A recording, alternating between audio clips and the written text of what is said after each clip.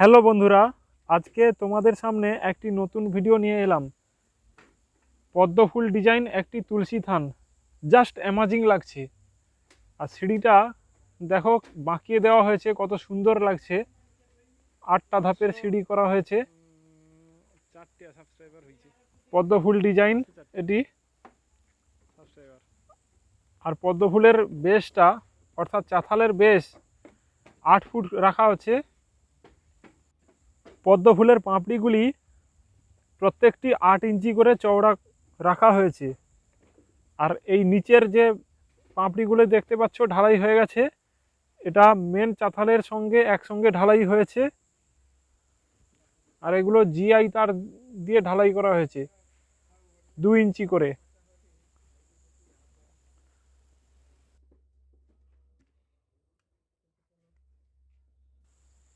আবার মেন চাতালের সঙ্গে রডের সঙ্গে জিআই তার বেঁধে ছেড়ে রাখা হয়েছে, যাতে উপরের পাপড়িগুলো করা যায়। এইরকমভাবে কিন্তু তোমরা করবে, দেখে নাও। আর এর জন্য এই পাপড়িগুলি সাইডে শাটারিংয়ের জন্য প্লাই 4 mm প্লাই দরকার। প্লাই দিয়ে সাইডে ঘেরতে হবে, তবেই রাউন্ড আসবে। তোমরা যদি কেউ এই রকম পদ্মফুল ডিজাইন তুলসী থান করতে চাও, তাহলে এইভাবেই করবে।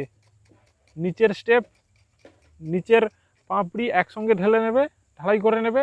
আর উপরের পাপড়ির জন্য জিআই তার ছেড়ে রাখবে, কারণ জিআই তারটা সরু হয়, 2 ইঞ্চি ঢালাইয়ের ক্ষেত্রে উপযুক্ত। 0 চিপস দিয়ে শুধুমাত্র পাপড়িগুলো ঢালাই করতে হয়। আর সিঁড়িটাও দারুণ লাগছে, শোয়াও হয়েছে, ভালোই লাগছে। একটা পিলারের উপরে নিচের পিলারটা রাউন্ড করা হয়েছে।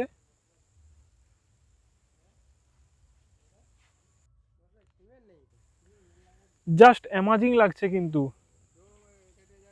সুন্দর লাগছে ডিজাইনটি। আর উপরের পাপড়িগুলি ঢালাইয়ের সময় তোমরা কিন্তু বাজারে অনেক ধরনের কেমিক্যাল পাওয়া যায়, সেইগুলি ইউজ করে প্রলেপ দিয়ে তারপরে ঢালাই করবে। যেহেতু সূক্ষ্ম ঢালাই হচ্ছে, তবে সুন্দর হবে, স্থায়িত্বটাও বেশি দিন হবে পাপড়িগুলির। আর জিআই তারের ব্যবহারের জন্য অনেক দিন টিকবে,